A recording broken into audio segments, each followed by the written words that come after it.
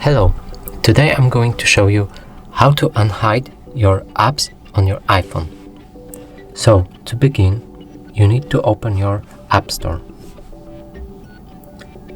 Then open Today tab, press on your profile icon. Now press on your ID.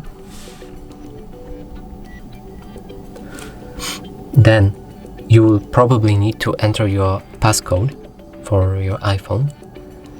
Then you need to scroll down, press on Hidden Purchases,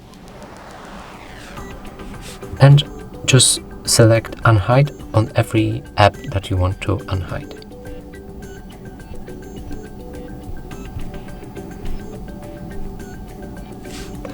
Okay, that's it for this video. Hope you like it. Please consider subscribing to our channel. Like this video and leave a comment below.